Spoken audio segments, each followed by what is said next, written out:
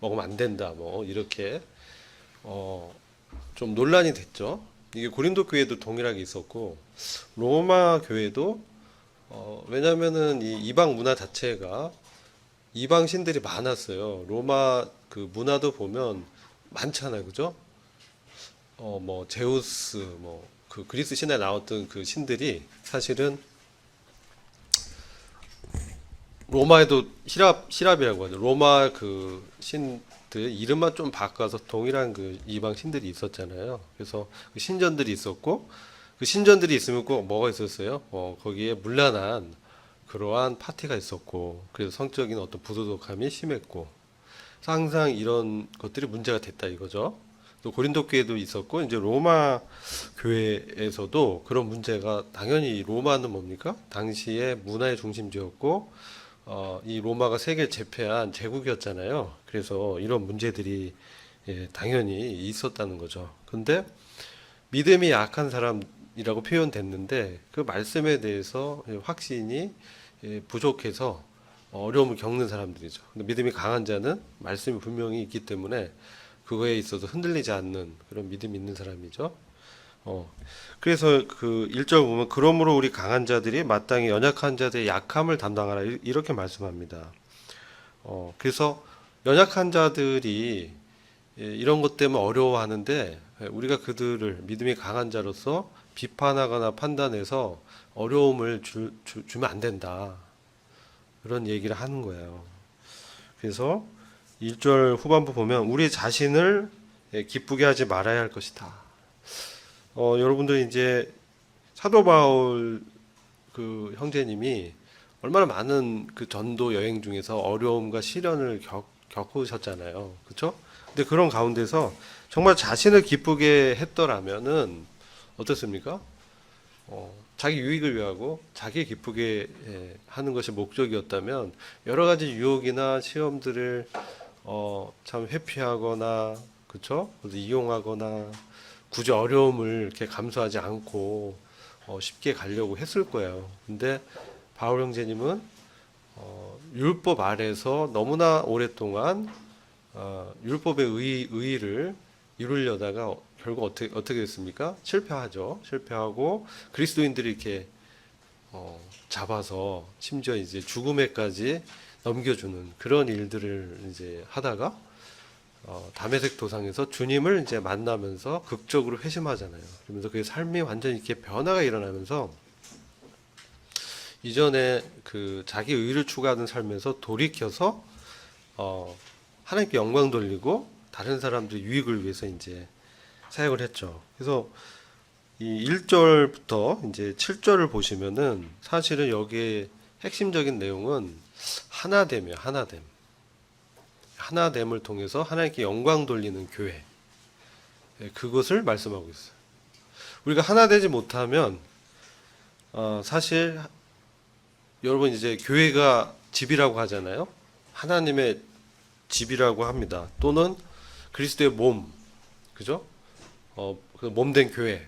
그래서 몸에 우리들이 형제 자매도 지체들로 연결돼 있다. 그렇게 말씀하잖아요. 고린도전서 12장 보면 은사에 대해서 말씀하면서 쭉 지체 원리를 또 말씀하잖아요. 에베소서 4장에서도 그렇고요. 그래서 이 교회가 사실은 하나 되지 못한다. 이것은 아까 이제 집이라고 표현했는데 우리 아버지 하나님 계시고 우리가 이제 자녀라고 생각해 봐요. 그런데 각 자녀들이 각자 잘하는데 모이기만 하면 싸워요. 그 아버지가 어떠시겠어요? 기쁘시겠어요? 슬프시겠어요? 슬프죠. 그 자녀들이 서로 화목하지 못하고 서로 다투고 갈등이 있고 막 그런 것을 아버지가 봤을 때 아버지의 마음은 어떻겠어요? 찢어지실 거예요. 내가 낳은 자녀들이 아들의 피로서 얻은 그런 자녀들이 서로 다투고 자기 유익을 구하고 서로 경쟁하고 서로 위에 이제 서려고 서로 다스리려고 하고 주장하고 하는 이런 것들을 봤을 때 아버지께서는 슬퍼하신다는 거죠. 저도 이제 들었어요. 들었는데 어떤 이제 기독교회에서 막 이제 싸웠어요. 직분자들이 이제 막 싸움이 있었어요. 막 싸우다가 예배를 드렸어요. 예배 드리고 막 기도할 땐 또 같이 이제 모여서 기도해요. 예배 드려요. 또 예배가 끝나고 기도도 마치고서 또 싸워요. 그게 뭐죠? 말이 안 되는 거죠, 사실. 이건 이제 종교인들의 상태를 말씀하죠. 그러니까 그건 있을 수 없는 일이죠, 사실. 그래서 성경을 보면 서로 화합하지 못하면 어떻습니까? 성도가 서로 화합하지 못하면 그 문제가 있을 때는 뭐예요? 예배 드리기 전에 꼭 그것을 해결해라. 그렇게 말씀하죠. 하나의 집, 가정으로 보면 되게 쉽게 오늘 15장의 하나됨이 왜 아버지 하나님께 영광되는지가 이해가 되는 것 같아요.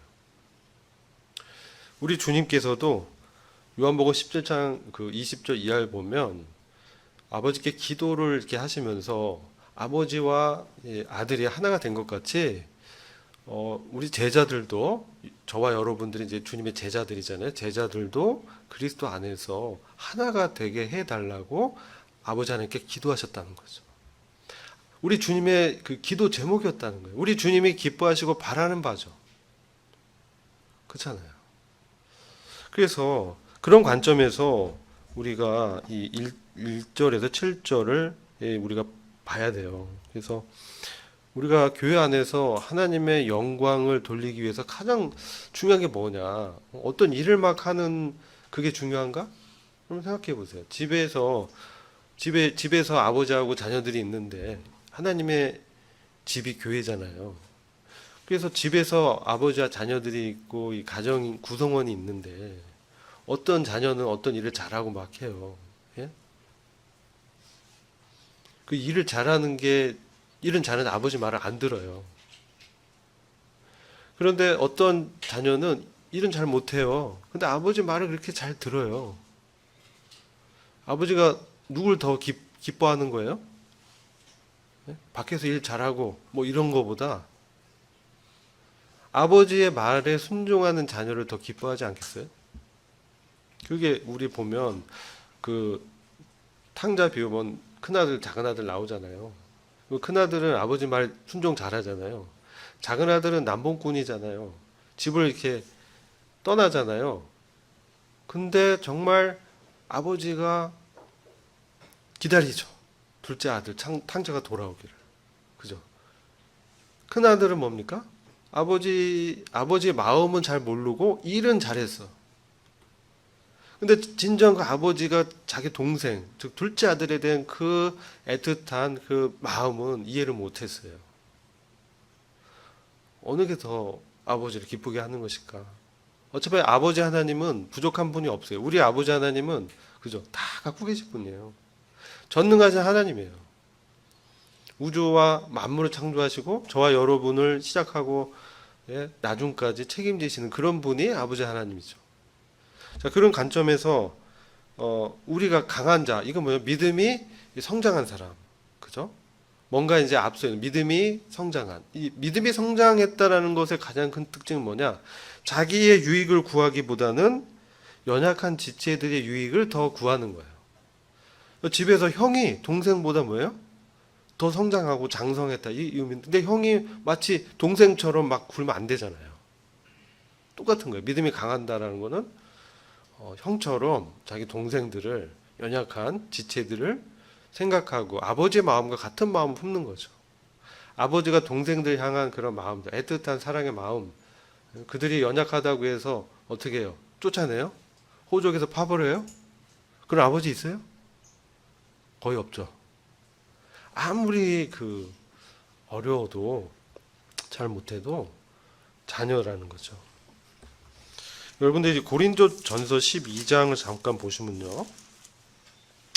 이제 후반부에 좀 보시면 이런 말씀들이 있어요. 고린도 전서 12장에 보시면 이게 은사에 관한 말씀을 쭉 합니다. 근데 21절 이하 한번 봐요. 21절 이하. 고린도전서 12장 21절. 제가 읽을게요. 눈이 손에게 이르기를. 이건 지금 교회를 몸으로 표현하는 거예요. 우리가 몸의 지체라면 눈의 역할을 하는 지체가 있고 손의 역할을 하는 지체가 있죠. 발의 역할을 하는 지체가 있어. 그렇죠? 그렇죠? 근데 이 눈이 손에게, 눈의 역할을 하는 형제가 손의 역할을 하는 형제에게 나는 너가 필요 없다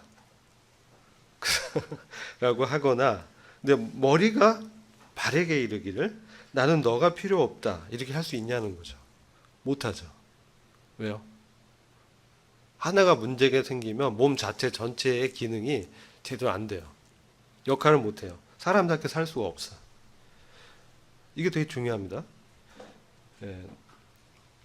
그럴 뿐 아니라 더 약하게 보이는 몸의 지체들이 오히려 더 필요하고, 또한 우리가 덜 귀한 것으로 여기는 몸의 지체들을 더욱 귀한 것으로 입혀주며 우리의 아름답지 못한 부분들은 더욱 아름다운 것을 얻나니, 이는 우리의 아름다운 부분들은 부족한 것이 없기 때문이라. 오직 하나님께서 몸을 다 같이 고르게 하사 부족한 부분에게 더욱 귀한 것을 주심은 몸 안에 분쟁이 없게 하고 오직 지체들이 서로 같은 보살핌을 받게 하고자 하심이라. 한 지체가 고통을 받으면 모든 지체가 함께 고통을 받고 한 지체가 영광을 얻으면 모든 지체가 함께 기뻐하느니라. 이제 너희는 그리스도의 몸이요 개별적으로 다 지체니라. 이렇게 말씀하죠.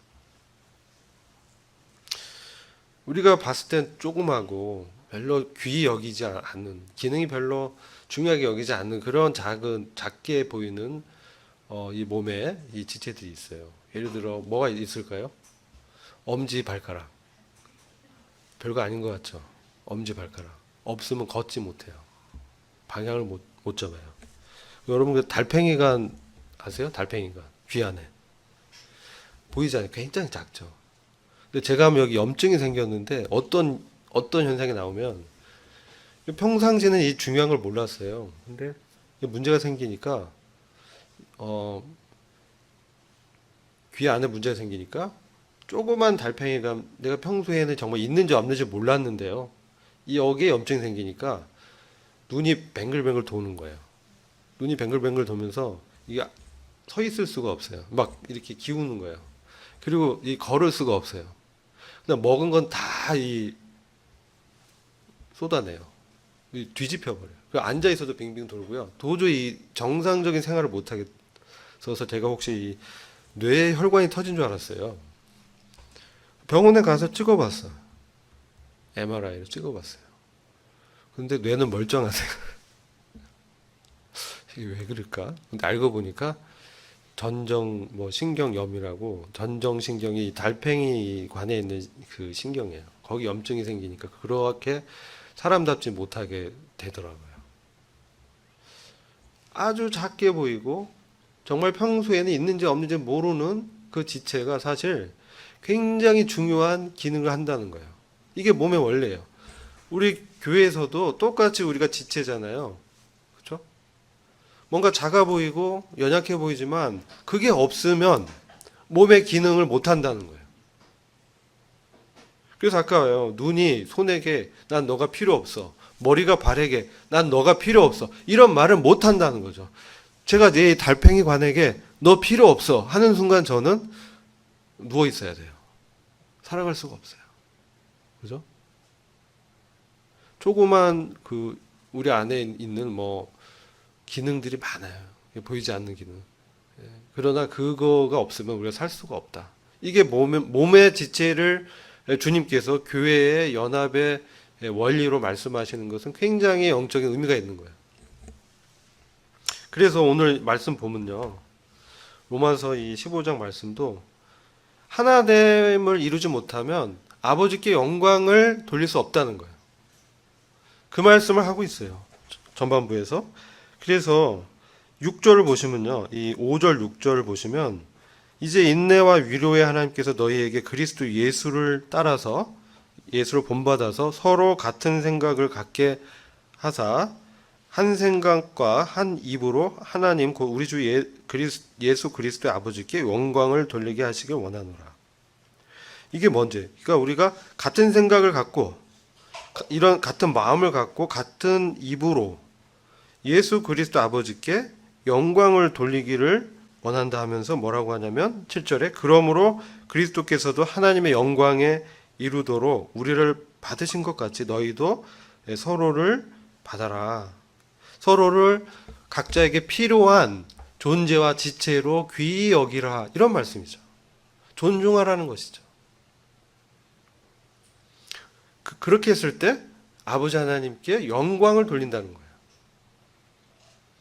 그래서 이게 매우 중요한 거예요. 교회가 중요한 게 뭐예요? 교회 존재 목적이 뭐냐? 여러분 이제 뒤에 보면은 바로 하나 돼서 뭘 얘기하냐면은 거룩한 이 제물을 아버지께 드리는 부분을 얘기해요. 이방인의 이 제사장들로 우리가 다 왕 같은 제사장으로 부름을 입은 것처럼 이방인들을 아버지 하나님께 제물로 드리라. 이게 뭐냐면 복음 전도를 통해서 하나 돼서, 교회가 하나 돼서 복음을 전도해서, 이 전도는 어떤 거예요? 복음 전하는 게 아니라 복음에 합당한 삶을 같이 살면서 서로 복음에 동역하는 거죠.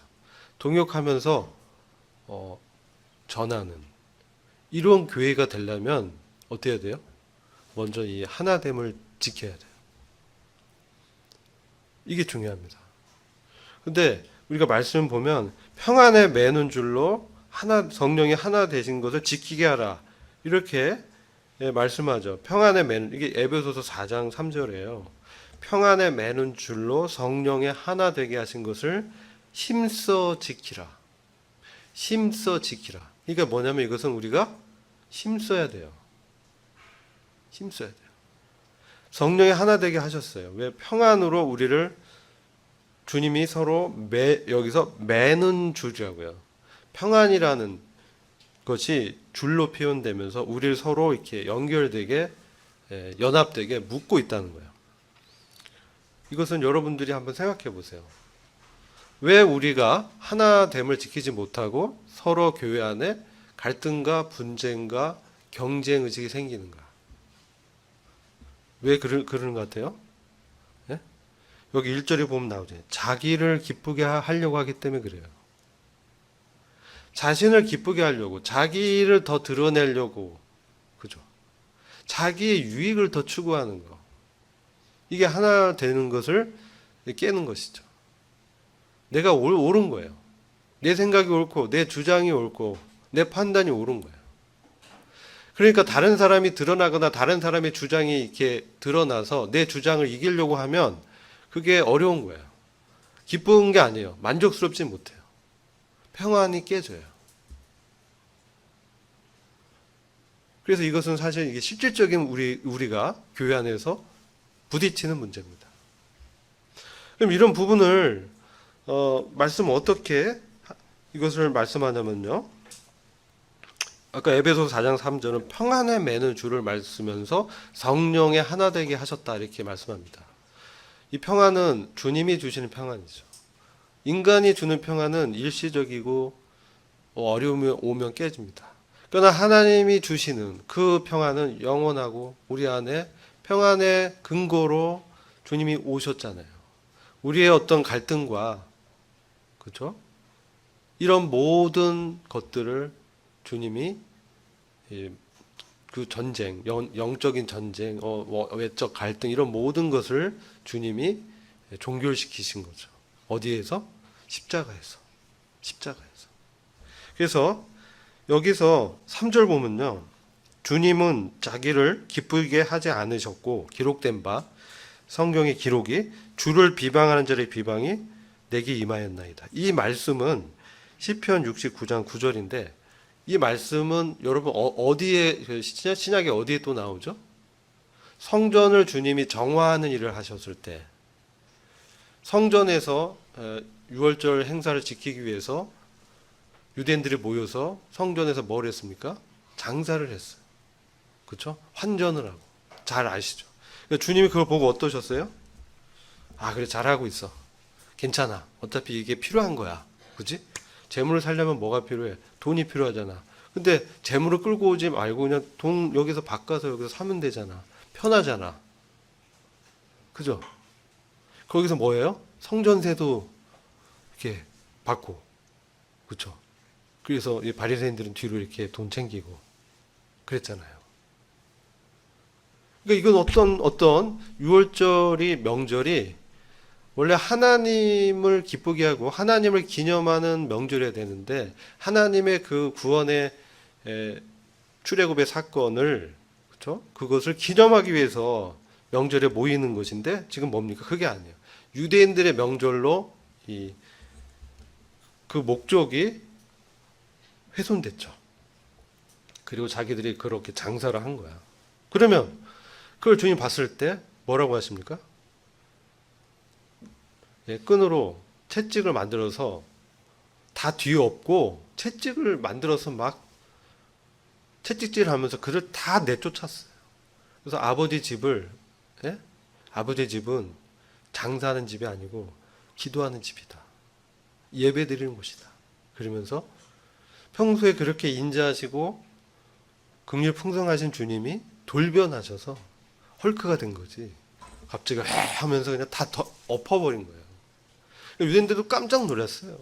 이건 그들의 전통적으로 해왔는데 그런 사태를 이렇게 봤을 때 너가 도대체 무슨 권세로 이런 일을 하냐 했을 때 나는 아버지로부터 권세를 받았다. 그렇게 말씀하지 않으시고 뭐라고 하시냐면 주님이 이 성전을 헐라. 내가 사흘 만에 다시 짓겠다.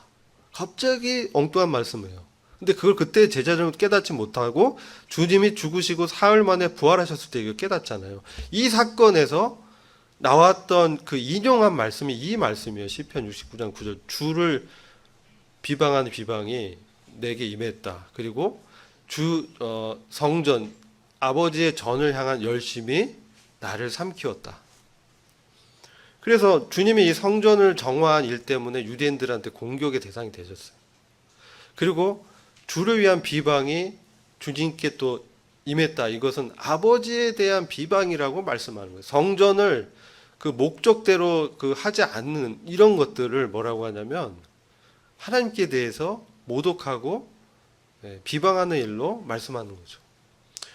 이렇게 말씀하시면서 이런 일을 하셨어요. 그러면서 자기를 기쁘게 하기 위해서 하지 않으셨다는 거예요. 그런데 왜 굳이 바울 사도가 이런 말씀을 인용했냐는 거죠. 그것은 바로 이 성전을 지키고 성전에 대한 열심이 굉장히 중요한 것을 암시하고 있고 그리고 그것으로 인해서 발생하는 여러 어려움과 대적의 회방은 당연히 그것을 받고 그것을 감내하면서 견디는 그런 주님의 성품을 말씀하는 것을 이제 보게 되는 것이죠. 우리가 자신을 기뻐하지 않고 지체들의 유익을 더 위한다고 했을 때 오늘날 성전은 뭡니까?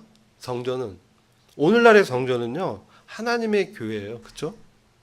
그리고 성령의 전은 어디예요? 우리가 거하는 이 회중 가운데 있고 우리 마음의 또 심령 가운데 또 성령님이 오시잖아요. 그러니까 오늘날의 성전은 하나님의 전은 보이는 그런 것이 아니에요. 보이지 않는 거예요.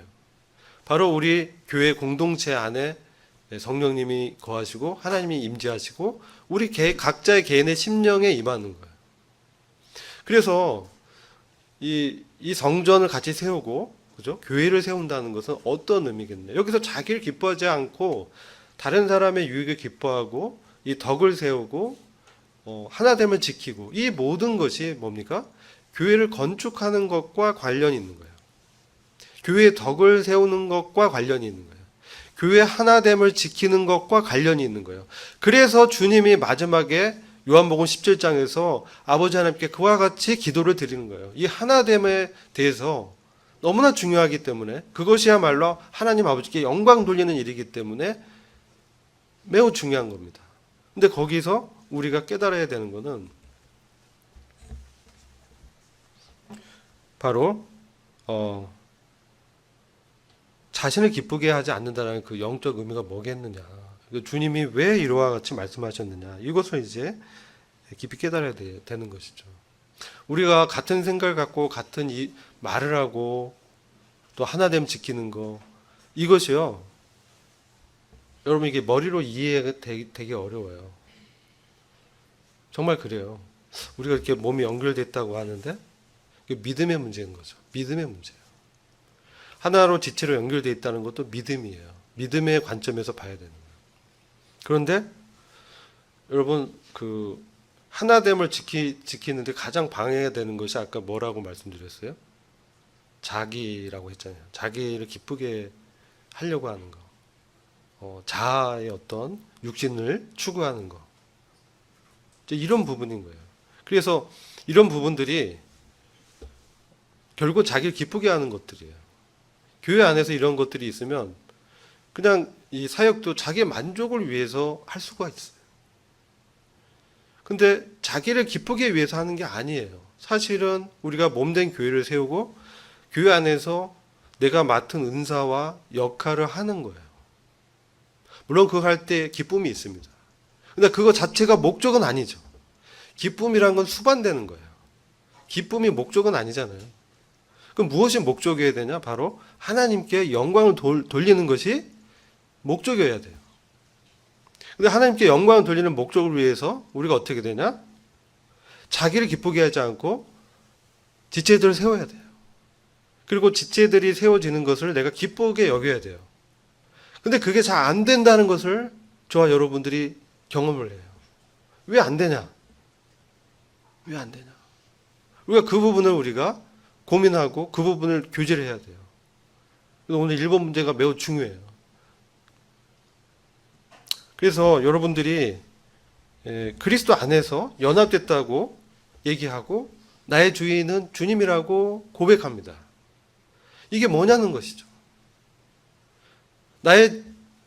그리스도의 주권이 그것을 인정하고 주님을 시인했어요. 그런데 우리 삶 속에서 주님이 기뻐하는 것을 동일하게 우리도 목적으로 가져야 되는 거죠. 주님과 같은 마음을 가져야 되잖아요. 같은 생각, 같은 마음. 그리스도께서 왜 아버지께 기뻐하는 아들로 불림을 받고 사랑하는 자요, 사랑하는 아들이요, 기뻐하는 자다라고 하나님 인정하시잖아요. 왜 그렇게 우리 그리스도께서 아버지를 만족시켜 드릴 수 있었냐? 그것은 자기의 어떤 기쁨, 자기의 유익을 위해서 그분이 사신 것이 아니라 아버지의 기쁨과 세상의 구원을 위해서 자신을 드린 것이잖아요. 우리가 그런 그리스도의 마음과 동일한 마음을 품어야 된다는 거죠. 근데 그것이 내 안에 육신이 일어날 때 잘 안 돼요. 사탄은 언제든지 우리를 방해하고 해방하면서 우리를 이간질하고요. 다른 사람에 대해서 불편한 마음을 갖게 하고요. 그렇게 이제 역사한다는 거예요. 근데 저도 이제 이런 것들이 있었어요. 근데 주님이 깨닫게 하는 것은 바로 그리스도 안의 연합에 대한 부분의 영적인 원리였는데요. 그것이 뭐냐면 우리가 지체로 서로 지체잖아요. 근데 우리 안에 소원을 두고 행하시는 이 분이 하나님이라는 거예요. 먼저는 우리 안에 선한 소원을 두시고 행하게 하는 것이, 여러분 교회 안에서 그런 선한 소원이 일어나고 뭔가 이제 하고 싶은 열정이 일어나고 이런 마음을 주시는 것이 하나님이라는 거예요. 그렇죠? 말씀에 그렇게 말씀하고 있잖아요. 근데 나만 그런 게 아니라 다른 지체들도 동일한 거예요. 그래서 다른 지체들이 어떤 일을 하고 주님의 일을 할 때 내가 남을 더 낫다고 이렇게 여길 수 있는 그것은 잘 안 되더라고요. 근데 그것은 바로 그 안에 역사하고 소원을 두시고 행하시는 분이 그가 아니라 그 안에 거하시는 하나님이요 그리스도라는 거예요. 그것을 믿음으로 받아들여야 돼요. 그 안에 행하시는 그 성령님, 그 성령님이 그에게 소원을 주시고 그를 인도하시고 그 일을 하게 하신 거예요. 그래서 그는 그가 하고 있지만 사실 그리스도께서 그 안에서 함께 하는 거예요. 그리고 오늘 이렇게 리드하는 찬양하시는 여러 형제 자매들 있었잖아요.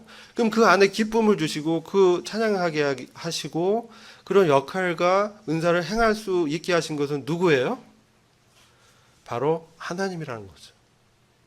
그러면 우리가 그 하나님의 주권과 그리스도의 주되심을 시인하고 고백한다는 건 무엇입니까?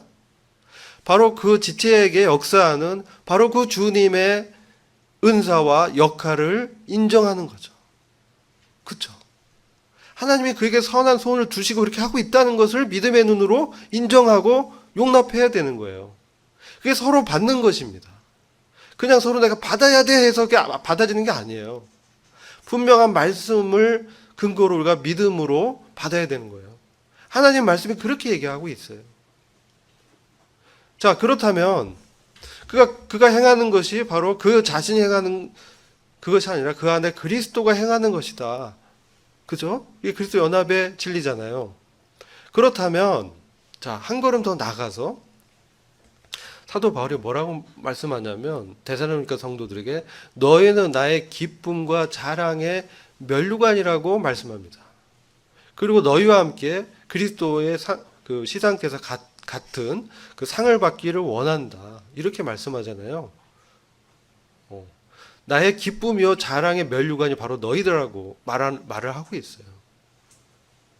바로 사도 바울이 데살로니가 교회 성도들과 완전히 그 하나 돼서 그래요.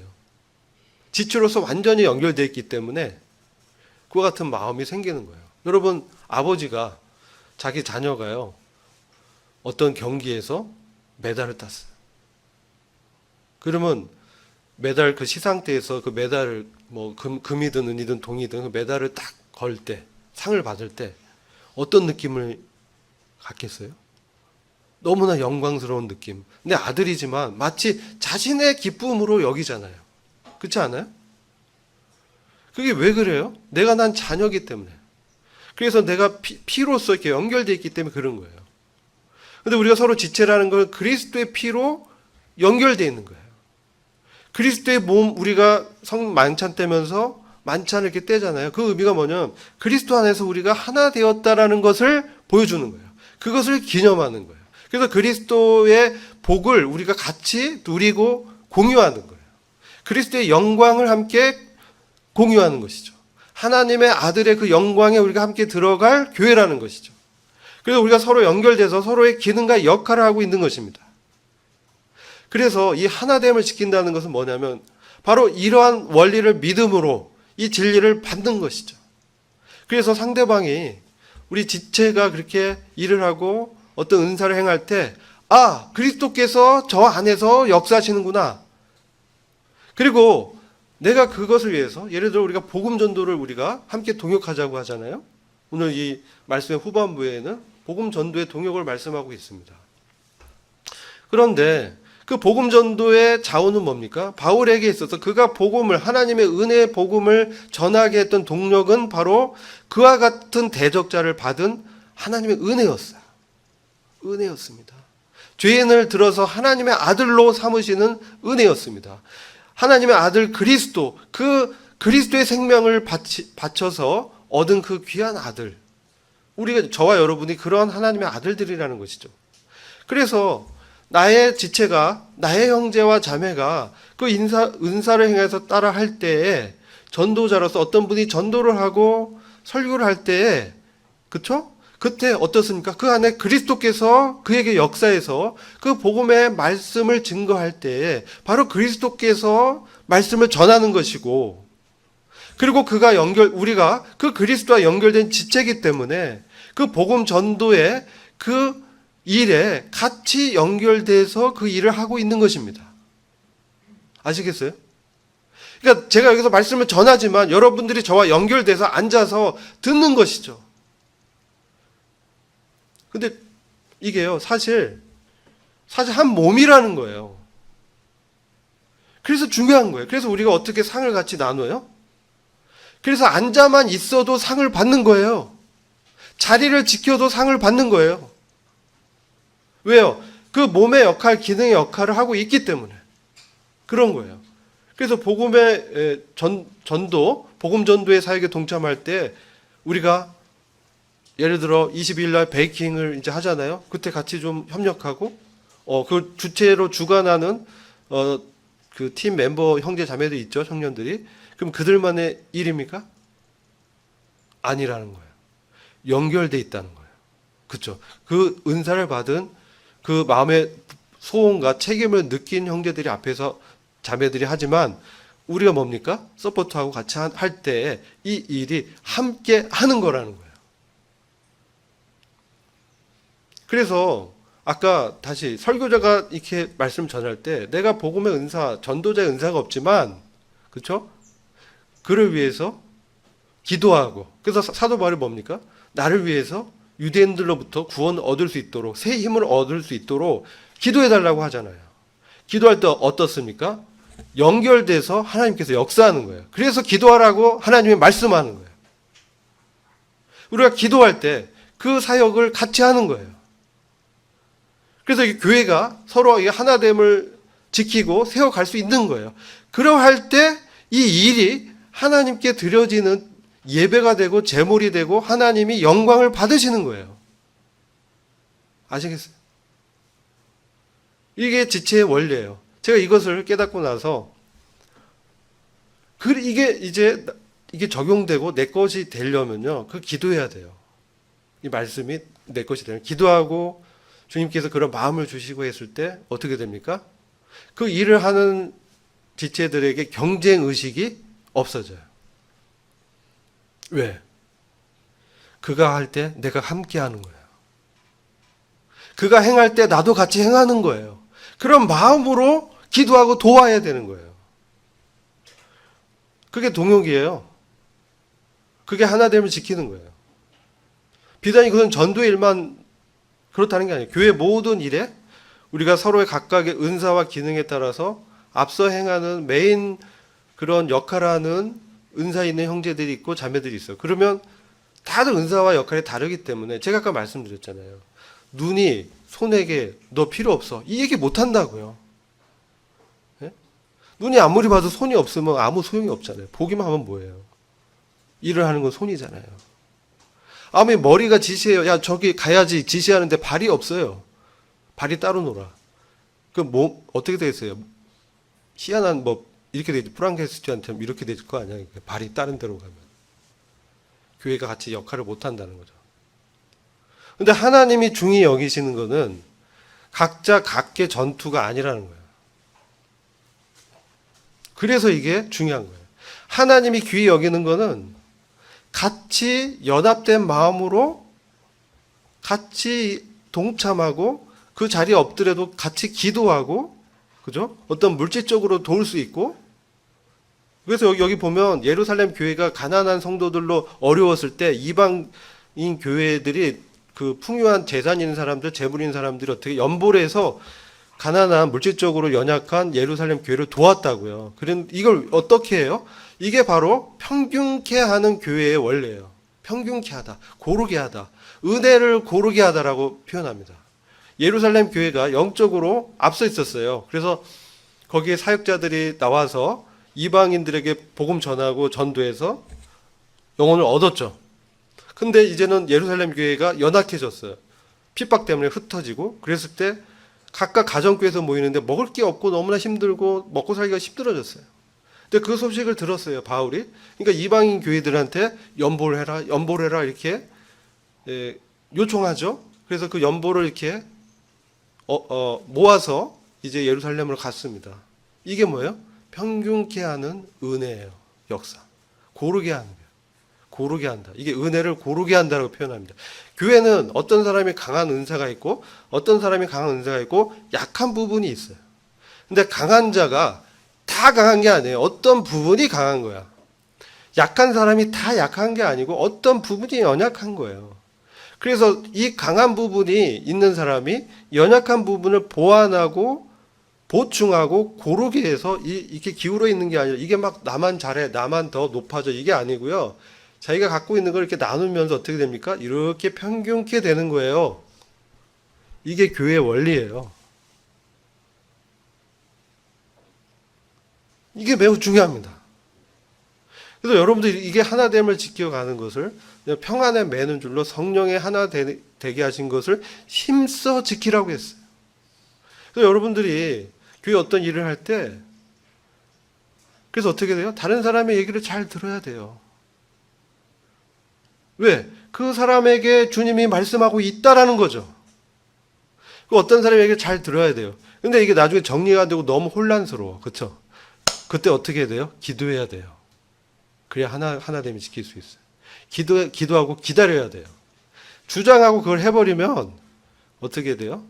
이게 평균이 깨져버려요. 누가 밸런스 얘기하잖아요. 여러분 뭐 워라밸 중요하다 하죠. 예? 워크 앤 라이프가 밸런스 있게 가야 된다. 그리고 그게 워라밸이라고 하잖아요.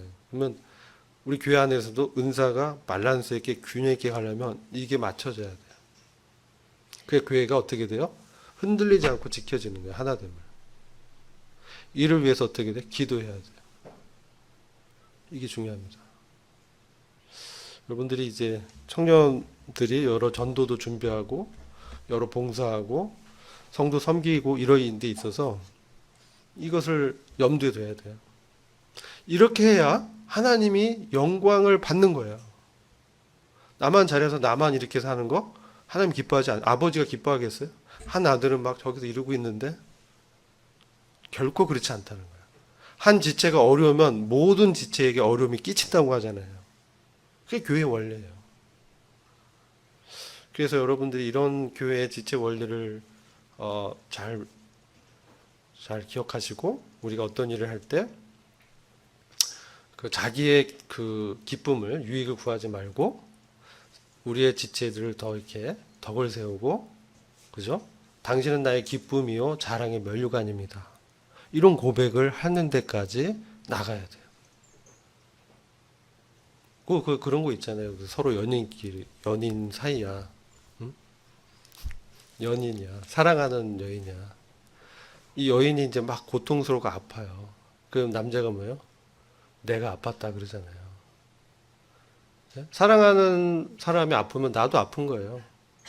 너 아픈데 나 멀쩡해. 이거 사랑하는 거 아니에요. 그거 여러분 이제 많은 이제 교제 가운데 있는 분이 있다면, 나는 힘든데 상대방은 전혀 안 그러면 기도해야 돼요. 하나님께 기도해야 돼요. 저도 많이 실패해서 그걸 깨달았어요. 자, 우리 기도하고 마칠게요. 여러분 이제 조별 교제하실 때 이런 부분들을 좀 교제하면 유익이 될 것 같습니다. 기도하겠습니다.